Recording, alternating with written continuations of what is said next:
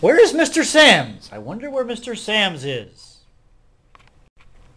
There he is. He's there in the back of the room.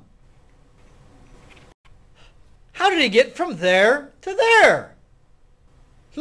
Must have to do with quantum mechanics. How did he get to there? He's jumping. Quantum leaping. Ah! How did he get there? He's scary face too.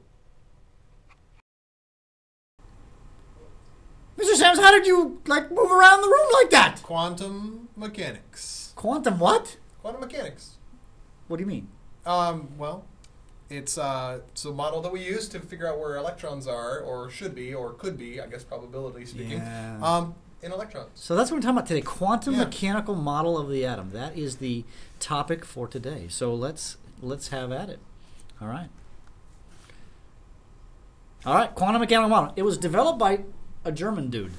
Oh yeah. This guy right here. You know his name? I'm gonna guess that's Schrodinger. Yeah. Schrodinger. Yeah. Based on the little URL that's underneath this. Yeah, that probably helps you there. Yeah. So it comes from the mathematical solutions to the Schrodinger equation. Now that's like a complex equation. Yeah, it's pretty crazy. It's really crazy. So I don't know how to do it. I don't either. So the good news is that you guys don't have to learn the quantum mechanical equation or Schrodinger's equation because, but we're just going to tell you what the results of the equation are. Exactly. Conceptual understanding of some really crazy hairy math. So it turns out that when we're talking about where electrons are, guys, is electrons are sort of, well, they move around, but they don't move. It's kind of this weird thing, kind of like Mr. Sams. He was here and there, but he wasn't in between. He jumped. Yeah, I was in one place, and I was in another place, but I was not in between. So electrons, when we talk about them in an atom, is they can be in certain areas and other certain areas, but not in between those areas. And they don't even transfer from one to another. They don't travel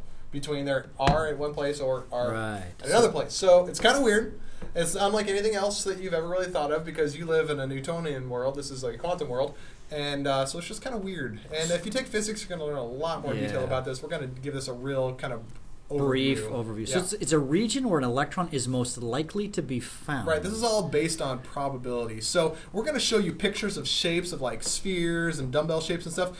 And don't get too hung up on them being exactly that shape because that shape represents where the electron is 90% of the time. It's called a probability distribution. Yes. Oh, distribution. Yes, that's a good word. Okay. So in the quantum mechanical model, what we've got is these things called atomic orbitals. Yeah. Now, the thing I don't like about the word orbital is that they don't orbit. They don't orbit, no. People, kind of a bad name for it, actually. Yeah. They say that they go... Well, historically speaking, a guy named Niels Bohr came up with this idea of orbitals where the electrons, he thought the electrons moved around the nucleus like planets move around the sun. Right. That's where the idea of orbitals came, but later on with the quantum mechanical model. So here's like a stuff. sphere where the electrons, this would consist of actually two electrons. It's kind of a weird thing to think of that the sphere is two electrons, but yet the electrons are like tiny little dots. So it's actually a probability. If you look over on this picture right here, then the electron could be sort of anywhere where those dots are. So probability 90% of the time. 90% of the time. Yeah.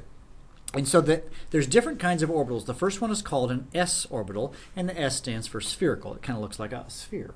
Duh, right? And then the second model is called the p orbitals, and they have a slight dumbbell shape. If you notice here, this is the shape right here, and so you can kind of see the shape of them right here, and it's p shape. So this would also consist of two electrons, where there's a 90% probability of it being anywhere. Notice they're not in that little middle section where the lobes are. Yeah, they do not exist. So it's kind of weird that they're two electrons, and they could be sort of here or here. But how do they get from here to here? They just do. They just do. Just kind of like you just appeared and disappeared. Teacher. Yeah.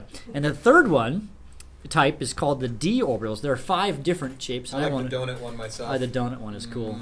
Donuts. You eat too many donuts, Mr. But they're Sams. so good. I know. And you can see how they kind of all smush together into this kind of funny looking shape. Yep. So guys, what your takeaway from this is you need to know a couple things. One, that the electrons are in certain areas and we get their shape based on where they are according to probabilities, to some crazy math that you don't have to understand.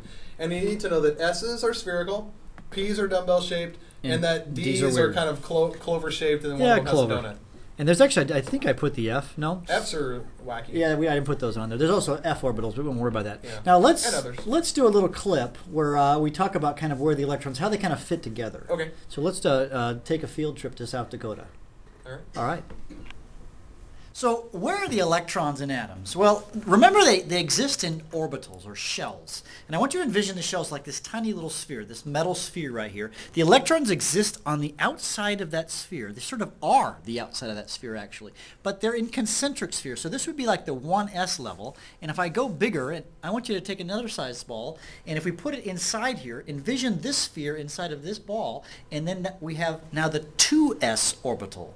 Okay, and so now that consists of a maximum of 2 electrons, and so that is the outside, not the whole ball, but the entire outside. So envision this embedded in here, and then we can get bigger if we went to the 3s orbital. Now envision the metal ball inside the, I don't know if that's a racquetball size thing, inside the softball, and then you can get bigger yet.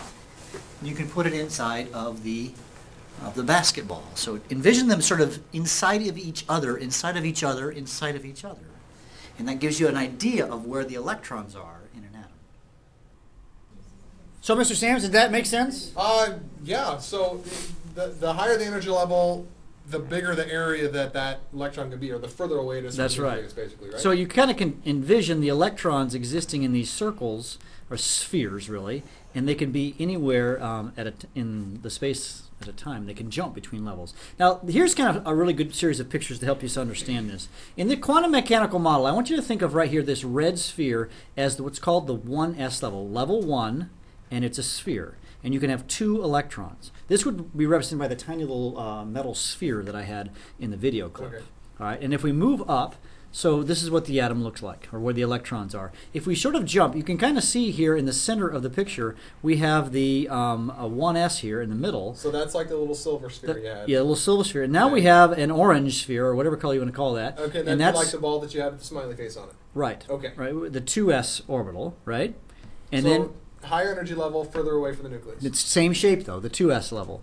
Now the thing I wasn't able to show with the different balls is that I have right here the 2p. The 2p now is just sort of these green dumbbell shapes. If you look at these, right? So you can still see the red guy, and now you can see the orange guy, and now we are kind of zooming out, kind of, if you will. We can see the electrons that would have the shape of the dumbbell, and then we can keep going out. And now we have the next level. So that'd be like the 3s, because I see the 1s and the 2s and the 2p in there. Yeah, and this is the 3s orbital. Mr. Right Bergman here. just broke the pen. I'm going to fix it while he keeps talking. So here in this picture, we've got the little red ball right here, right? That's the 1s. 1s here. And here's the 2s. And then the big outer one would be the 2p here. Okay. And then there's the 3s is the big green ball. Okay, so bigger energy level is just, again, getting further and further from the nucleus. So this would be like the softball you had, the 3s. Yeah. Mm-hmm. Okay. And all the lower ones are kind of inside of it, if you will. Right. And this next one, we can kind of see this. And this notation we'll talk about in our next podcast. But now we move up to 3p. 3p are the green dumbbell shapes, as you can see there. And then if we continue on, we can then get to it's called the 4s. That doesn't show up here. See it there. 4s is the blue ball, but you can kind of see there's the little red ball, yep. And then it was a green ball, and then we got the P shape, and then the other P shape. So this would be like the basketball. The all basketball. The smaller ones, exactly. Closer to the nucleus than that one. And so, and then we get crazy. This is actually where we get to the 3. This is 4s, and then 3d, and the 3d are these sort of blue, greenish. What do I call them? Green, I guess. I don't know. They're the ones that we saw with the D level as well.